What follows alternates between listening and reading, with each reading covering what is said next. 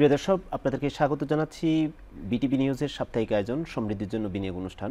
এই অনুষ্ঠানে আমরা প্রতি সপ্তাহে একজন অতিথিকে আমন্ত্রণ জানাই, যারা অর্থনীতিবিদ, উদ্যোক্তা। তাদের সাথে আমরা কথা বলি অর্থনীতির সার্বিক অবস্থা নিয়ে, আমাদের কি ধরনের প্রসপেক্ট আছে, কি চ্যালেঞ্জেস আছে, এগুলি নিয়ে আলোচনা করি। তো একইভাবে আজকে আমরা একজন উদ্যোক্তাকে আমন্ত্রণ জানিয়েছি। তিনি একাধারে উদ্যোক্তা এবং শিক্ষকও। তিনি ইউনাইটেড ইন্টারন্যাশনাল ইউনিভার্সিটির অধ্যাপক জনাব খন্দকার আব্দুল্লাহ আল মামুন। জনাব খন্দকার আব্দুল্লাহ আল মামুন, আপনাকে স্বাগত জানাচ্ছি আমাদের অনুষ্ঠানে। ধন্যবাদ আমাকে ইনক্লুড করার জন্য। আপনি কেমন আছেন? আলহামদুলিল্লাহ ভালো আছি। আমরা অনুষ্ঠানে একটা প্রতিবেদন দেখে নেব, তারপর আবার আপনার সাথে আলোচনা আসবো।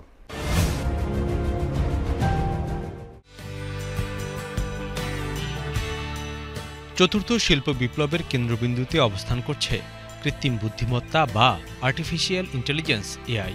বিশ্বব্যাপী চিকিৎসা, কৃষি ও শিল্প খাতে এআই এর প্রভাব দিন দিন দৃশ্যমান হচ্ছে।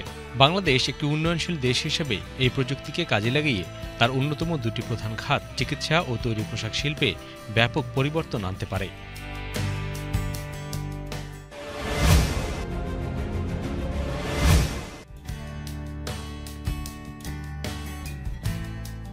এআই ভিত্তিক সফটওয়্যার যেমন ইমেজ রিকগনিশন অ্যালগরিদম এখন এক্স-রে, এমআরআই বা সিটি স্ক্যান বিশ্লেষণে দ্রুত ও নির্ভুল ফল দিচ্ছে। গ্রামীণ কিংবা উপজেলা পর্যায়ের হাসপাতালগুলোতে এই প্রযুক্তির ব্যবহার রোগ নির্ণয়ে নতুন যুগের সূচনা করতে পারে।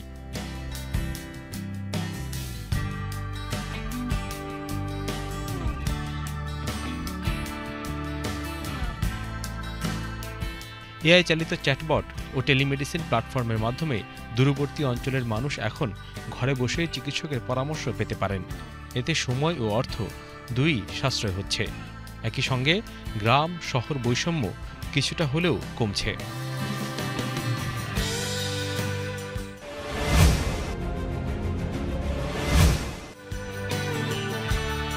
এআই এখন এমন ডিজাইন সফটওয়্যার তৈরি করছে যা স্বয়ংক্রিয়ভাবে বাজারের ট্রেন্ড অনুযায়ী পোশাকের ডিজাইন সাজেস্ট করে।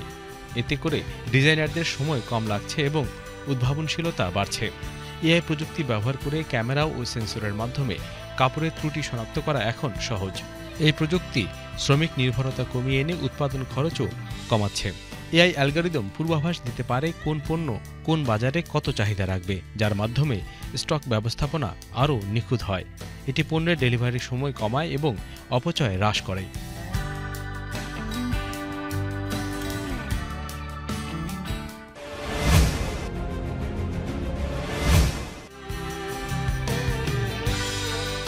এআই পরিচালনা ও সংরক্ষণে দক্ষ জনবল এখনও পর্যাপ্ত নয়। বিশেষ করে চিকিৎসা খাতে এআই টুল ব্যবহার করতে চিকিৎসকদের প্রশিক্ষণের প্রয়োজন। দেশের বেশিরভাগ সরকারি হাসপাতাল ও তৈরি পোশাক কারখানায় এখনও পর্যাপ্ত ইন্টারনেট সুবিধা বা আধুনিক যন্ত্রপাতির অভাব রয়েছে। চিকিৎসা সংক্রান্ত ব্যক্তিগত তথ্য এবং পোশাক শিল্পের ব্যবসায়িক তথ্য এআই সিস্টেমে ব্যবহৃত হলে তা হ্যাকিং বা অনৈতিক ব্যবহারের ঝুঁকি তৈরি করে। বাংলাদেশে এআই ব্যবহারে এখনও সুসংহত নীতি, আইন বা নৈতিক নির্দেশনা নেই, যা ভবিষ্যতে জটিলতা তৈরি করতে পারে। এআইয়ের অর্থনৈতিক প্রভাব উল্লেখযোগ্য। বিশ্ব অর্থনৈতিক ফোরামের এক প্রতিবেদনে উল্লেখ করা হয়েছে 2030 সালের মধ্যে এআই বৈশ্বিক অর্থনীতিতে প্রায় $19.9 ট্রিলিয়ন অবদান রাখতে পারে। এটি উৎপাদনশীলতা বৃদ্ধি করে এবং নতুন ধরনের কর্মসংস্থান সৃষ্টি করে। বাংলাদেশের প্রেক্ষাপটে এআই এখনও শুরুর পর্যায়ে থাকলেও এর সম্ভাবনা সীমাহীন। আর্টিফিশিয়াল ইন্টেলিজেন্স বর্তমানে মানব সভ্যতার সম্ভাবনার এক নতুন অধ্যায় উন্মোচন করছে।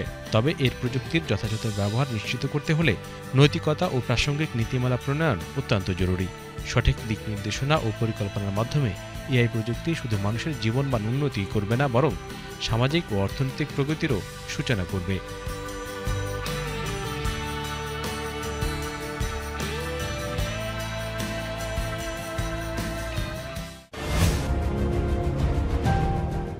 স্বাগত জানাচ্ছি আবার আমাদের অনুষ্ঠানে। আপনার কাছ থেকে জানতে চাইব, আপনি একজন শিক্ষক, আপনি মূলত আইটি শিক্ষক, কম্পিউটার সায়েন্সের শিক্ষক।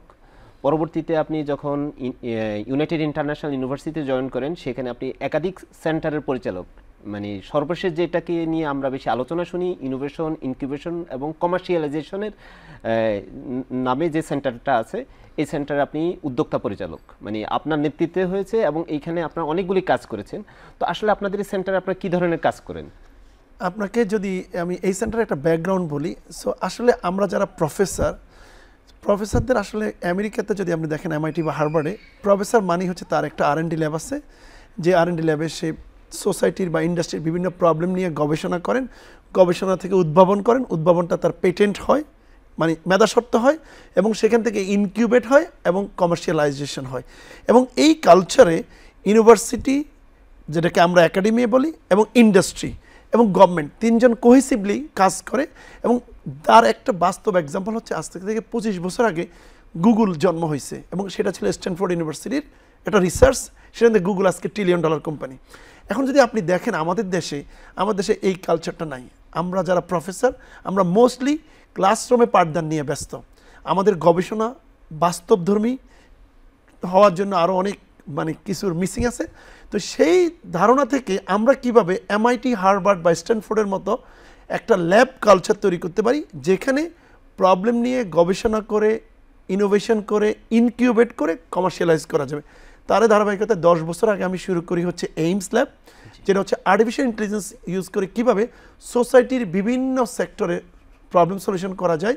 এবং সেখান থেকে আমরা সাকসেসফুলি একটা রিসার্চ টু কমার্শিয়ালাইজেশন করেছি। আপনি জানেন সিমেড হেলথ, যেটা প্রায় 40 লক্ষ মানুষকে সেবা দিচ্ছে, এটার একটা অনেক বড় একটা সাকসেস হচ্ছে intelligent general practitioner model.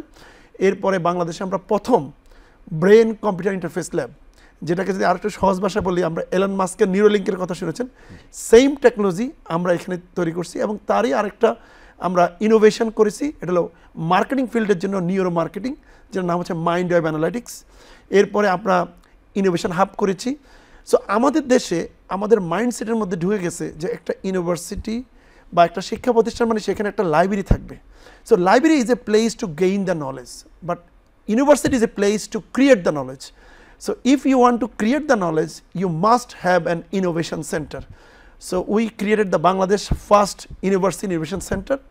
Then যেহেতু আমি হেলথ নিয়ে প্রচুর কাজ করি, স্যার এই হেলথে আসার আগে আপনার কাছে এইমস ল্যাব নিয়ে বলবো। এইমস ল্যাবে এই পর্যন্ত আপনারা কতগুলি প্রজেক্ট ইনোভেট করেছেন বা কমার্শিয়ালাইজেশনে আসছে আপনাদের ওই এইমস ল্যাব থেকে? এইমস ল্যাবে এই পর্যন্ত আমরা গত 10 বছরে প্রায় 25টিরও বেশি গবেষণা প্রজেক্ট করেছি, এবং তার মধ্যে অ্যারাউন্ড 5টার মতো প্রজেক্ট আমাদের কমার্শিয়ালাইজেশন হয়ে গেছে অথবা ওয়ে টু কমার্শিয়ালাইজেশনে আছে এবং পেটেন্ট হয়েছে। বাকি প্রজেক্টগুলো এখনও গবেষণা চলছে। আপনি জানেন যে গবেষণা is not a like a short term goal, it's a long term goal, এবং প্রত্যেকটা গবেষণার জন্য 10 বছর কোনো 20 বছর সাধনা করতে হয় to get the real scalable impactful output.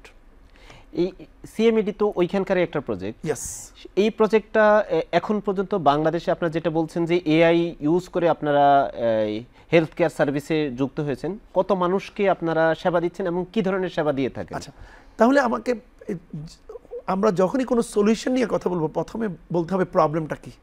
Start up বা ইনোভেশনের প্রথম শর্ত হচ্ছে টু আন্ডারস্ট্যান্ড দ্য প্রবলেম। আমরা যদি প্রবলেম আন্ডারস্ট্যান্ড না করতে পারি, we can not develop the solutions. তো প্রবলেমের যে সাইকোলজি সেটা বুঝতে হবে। আমরা যদি একটু দেখি আমাদের দেশের হেলথ কেয়ারের প্রবলেম নিয়ে নতুন করে বলার কিছু নেই। Health care is a big problem in this country, and প্রত্যেকটা citizen are not getting affordable, accessible quality health care, and এটা নিয়ে অনেক লম্বা ডিসকাশন করা যাবে। যদি আমি একটু দেখি যে আমি এই প্রবলেমগুলোকে 2015 সালে আইডেন্টিফাই করছি। একেবারে ডিপ রুরাল লেভেলে কুড়িগ্রামের একজন মানুষ, সে স্বাস্থ্যসেবার কী প্রবলেম পড়ছে, ঢাকার একজন মানুষ কী প্রবলেম পড়ছে, আপনি ধরেন এডুকেটেড মিডল ক্লাস, আপনি কী সমস্যা পড়ছেন, বড়লোক কীভাবে সমস্যা পড়ছে, বস্তির মানুষ কী সমস্যা পড়ছে, সেইগুলো অ্যানালাইসিস করা। তার সাথে আমরা দেখার চেষ্টা করছি বাংলাদেশে হেলথ কেয়ারের সাকসেস কোথায়। আপনি যদি দেখেন বাংলাদেশে গত 50 বছরে হেলথ কেয়ারের নাম্বার অফ সাকসেস আছে।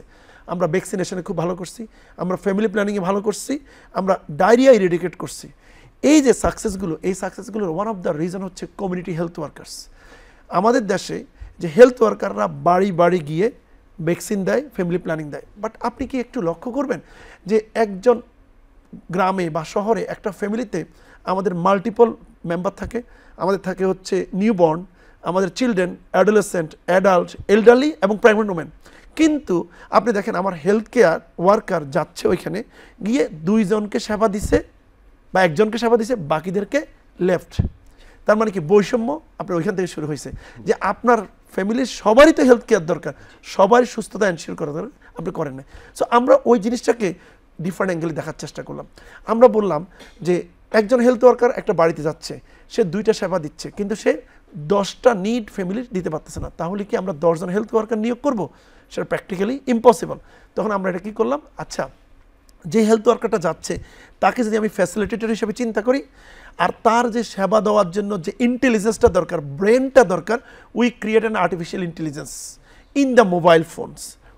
সেখানের মাধ্যমে আমরা আরেকটা হচ্ছে আমরা আইওটি বেস একটা হেলথ কিট ক্রিয়েট করছি। আপনার হাতে অ্যাপেল ওয়াচ আছে, আমার হাতে অ্যাপেল ওয়াচ আছে, এটা হলো কানেক্টেড টু মোবাইল ফোন। এরকম আমরা অনেকগুলো ডিভাইস ইনভেন্ট করছি এবং এআই এবং এই ডিভাইসগুলো ইন্টিগ্রেট করে একটা এআই সলিউশন তৈরি করছি, যে সলিউশনের মধ্যে আমার একজন হেলথ ওয়ার্কার বাড়ি গিয়ে ফ্যামিলির নিউ বর্ন থেকে ওল্ডার পিপল, প্রেগনেন্ট সবাইকে যখন রেজিস্ট্রেশন করে, তখন এআই অটোমেটিক্যালি হেলথ ওয়ার্কারের বলে এই বাসায় কাকে কিভাবে কি সেবা এখন দিতে হবে। তাহলে আপনি দেখেন, আপনি একজন হেলথ ওয়ার্কার দিয়ে ফ্যামিলির সবার health education, preventive care, health screening, risk assessment and connected to the doctors, door স্টেপে আপনি সেবা নিয়ে গেছেন। আপনি যদি এভাবে চিন্তা করেন, ডক্টর মোহাম্মদ ইউনূস আমাদের যে চিফ অ্যাডভাইজার, উনি আজকে থেকে 30-35 বছর আগে মানুষের ঘরে ঘরে ব্যাংক নিয়ে গেছেন, right? What we are doing inspiring on that, we are taking health care with artificial intelligence and clinic at the door steps. So এখানে আপনি রিস্ক পেয়ে গেলেন এবং টেলিমেডিসিন করতে পারবেন সাথে সাথে। এবং তারপরে যদি মনে হয় না তার ফিজিক্যাল এক্সামিনেশন দরকার, আমাদের প্রতিটা ইউনিয়নে হেলথ সেন্টার আছে। ওই হেলথ সেন্টারকে আমরা বানাচ্ছি হচ্ছে ইন্টেলিজেন্ট জেনারেল প্র্যাকটিশনার সেন্টার। ওইটার মাধ্যমে একজন পেশেন্ট যখন ডাক্তারের কাছে আসবে, ডাক্তার তার সাথে আর্টিফিশিয়াল ইন্টেলিজেন্সের মাধ্যমে তাকে কমপ্লিট সেবা দিবেন। 10 মিনিট ধরে এমপ্যাথেটিক্যালি কোয়ালিটি হেলথ কেয়ার পাবেন। নর্মাল ডেলিভারি এখানে হবে, এতে করে মাতৃমৃত্যুর হার কমে যাবে, সবার জন্য অ্যাক্সেস টু অ্যাফোর্ডেবল কেয়ার হবে। এবং হেলথের একটা ইউনিয়নের প্রায় 6000 ফ্যামিলি থাকে, প্রত্যেকটা ফ্যামিলির প্রত্যেকটা মেম্বারের 90% পর্যন্ত হেলথ লোকালি ম্যানেজড। এবং এই মডেল ইমপ্লিমেন্ট করলে আপনার হসপিটালে রুগী তো ফ্লোরে দূরের কথা, বেড অর্ধেক খালি থাকবে। এবং এই মডেলটা আমরা ইনভেন্ট করছি, পেটেন্ট করছি এবং কমার্শিয়ালাইজ করছি। এবং যেটা বললাম, বাংলাদেশের 40 লক্ষ মানুষের সেবা দিছি। এবং আপনি জেনে খুশি হবেন, this year hour model is scaling to India and Pakistan. এটাতে কস্ট কেমন পড়ে? ধরেন আমরা ফ্যামিলির একজন লোক ডাক্তারকে যখন ভিজিট করতে যাই, হয়তো আমাকে 200 টাকা থেকে 500 টাকা পর্যন্ত গ্রাম অঞ্চলে দিতে হয়। আপনার এই সার্ভিসটা যদি কেউ নেয়, তার মান্থলি অথবা ইয়ারলি নিঃসন্দেহে একটা চার্জ করবেন, সেই চার্জটা কেমন করেন আপনারা? এই চার্জটা যদি আমরা গভর্নমেন্টের সাথে পার্টনারশিপ করে পুরো কমিউনিটিতে সবার জন্য করতে পারি, ইট start with just $1 per family per month. $1 বিনিময়ে আপনি পুরো ফ্যামিলিকে comprehensive preventive and primary health care at the door step and the GP centre দিতে পারতেছেন। এখন এর মধ্যে যদি আপনি আরও অনেক সেবা অ্যাড করেন, হয়তো এটা আর একটু বাড়বে, but it is very chip and very affordable, and it is a model for universal health coverage in many LMIC countries.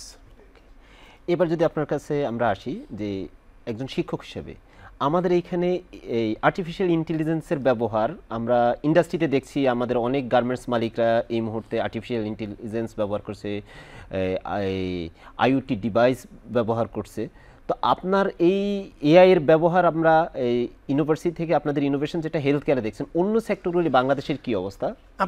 আমি যদি বলি, আমাদের সেন্টারে আমরা এআই এবং আইওটি বা ওভারঅল যদি 4th ইন্ডাস্ট্রিয়াল রেভলিউশন টেকনোলজি, আমরা আমাদের যে ব্রেন কম্পিউটার ইন্টারফেস বললাম, মাইন্ড ওয়েভ অ্যানালিটিক্স, এটা আমাদের research to commercialisation on the way.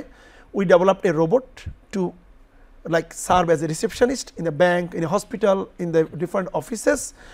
We also developing some other technologies to how to enhance the human potential. Like আপনি কোন জায়গায় ভালো করবেন, আপনার প্যাশনটা কি?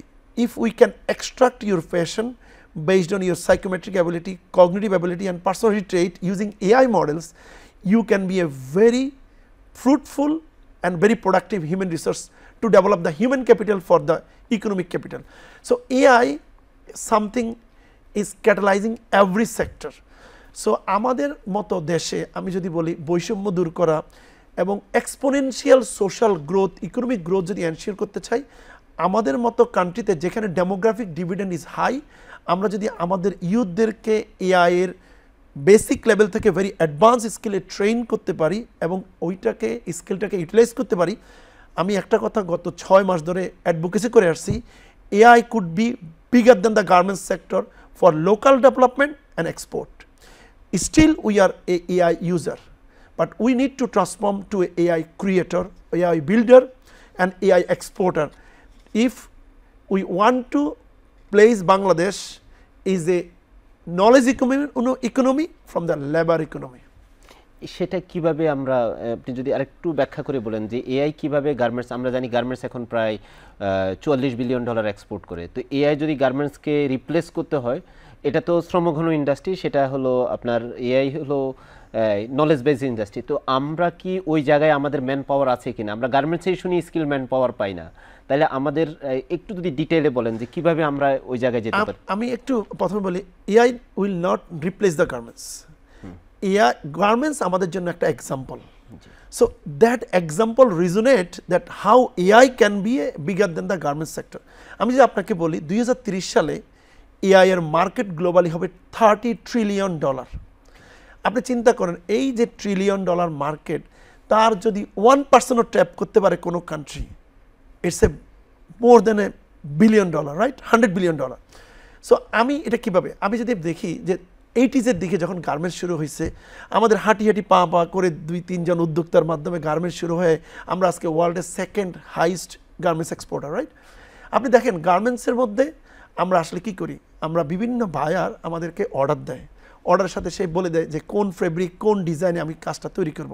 We use our labour to actually make it and export it. On the other hand চিন্তা করেন globally এআইতে কীভাবে আমরা এক্সপোর্ট করব। যারা এআই সলিউশন দরকার বিভিন্ন group of industry in USA, ইউরোপে, তারা আসলে জাপানে তারা transforming to AI solutions. So তাদের কি দরকার, তাদের প্রবলেম আছে, তাদের কাছে ডেটা আছে, তাদের এআই সলিউশন দরকার। এআই করার জন্য 3টা জিনিস লাগে, একটা হলো ডেটা, একটা হলো মডেল, একটা হলো কম্পিউটেশনাল পাওয়ার। সো আমরা যদি এভাবে চিন্তা করি যে we are developing our human resource, human resource কী করতে পারবে, ডাটাকে কিউরেশন করতে পারবে, এআই এর বেসিক মডেল থেকে অ্যাডভান্স মডেল ক্রিয়েট করার জন্য কাজ করতে পারবে। আপনি জানেন চ্যাট জিপিটি হচ্ছে সবচেয়ে advance AI, it's called generative AI. So আমাদের দেশে প্রচুর ছেলে মেয়ে ন্যাশনাল ইউনিভার্সিটি থেকে, মানে আমাদের যে প্রাইভেট পাবলিক ইউনিভার্সিটি আছে, এখানে প্রায় কত ছেলে মেয়ে আছে, 50 লক্ষ ছেলে মেয়ে আছে।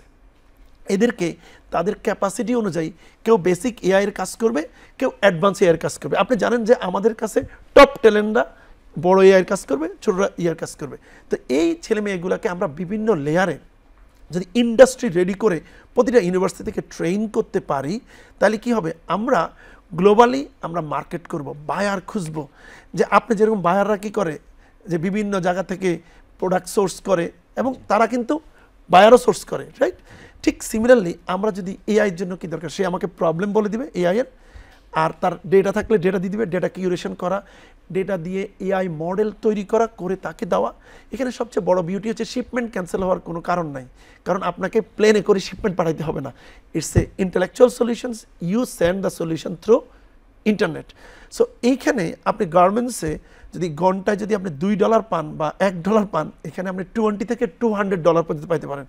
তার মানে কি আমাদের যে মিডিয়ান এজ 27 ইয়ার্স যে আছে, এই ছেলে মেয়েগুলাকে যদি আমরা ভেরি স্ট্রাকচার্ড ওয়েতে, very efficiently, very oil planned ওয়েতে যদি আমরা ট্রেন করতে পারি, Bangladesh will B A next destination for semiconductor, AI and other fourth industrial revolution technology development. We are the back-end technology hub for global leaders. You know, if you want to employ a AI engineer in USA, you have to pay $200,000 in a year, whereas we can pay only $30,000-$40,000 top-notch AI engineer. If I say junior AI engineer, it could be $10,000, where junior AI engineer have to pay $100,000 in US. So you see the opportunity, but we have to act now. If we delay in acting, we will lose the market, because India, Vietnam is our competitor. They are not like not doing anything. They are actually moving, and India already did a lot of things in the software industry. You know that. আমাদের যে ইনস্টিটিউশনগুলি আছে, আমাদের কি এই ধরনের skill man power তৈরি করা অথবা ট্রেন্ড আপ করা, বা আমাদের যে কারিকুলাম আছে, আমরা এটাকে কি ওইদিকে প্রথমত এটা সাপোর্ট করে কিনা, দ্বিতীয়ত যদি সাপোর্ট না করে থাকে তাহলে আমাদের ওইদিকে নেওয়ার জন্য কি করা দরকার? আমি যদি বলি কারেন্ট টিচিং মেথড ইউনিভার্সিটিগুলোতে, I am sorry to utter, আমি এটা খুব ক্লিয়ারলি বলি, our university teaching structure is really old. we are producing graduate with certificate, but our industry need graduate with skills. So our education system need to be transformed significantly. So in that way, I am always telling that Ministry of Education, Ministry of Labor, Ministry of Youth and Ministry of ICT, these few ministries need to sit down together and work together, that how we can actually join the race of AI development and how we can transform our education system, especially to develop the AI engineers, AI experts, AI skills from national university to polytechnic to universities. And we have a very short time, we need to act now. If we can do that, we will be like take our portion in the pie in a global AI arena. But our education system currently is not producing highly skilled, and also is not inspiring young kids to be the next innovators. So that is why I always say that our university should be a knowledge creation center, innovation center and future thinker creation center. If we are not able to do that, we will miss another opportunity to position Bangladesh in the global map in the technological arena. ধন্যবাদ sir আমাদেরকে সময় দেওয়ার জন্য। প্রিয় দর্শক, আজকের অনুষ্ঠান এইখানেই শেষ করছি। আশা করি আগামী পর্বে অন্য কোনো অতিথির সাথে আবার আপনাদের সাথে দেখা হবে। ততক্ষণ পর্যন্ত ভালো থাকবেন। ধন্যবাদ সবাইকে।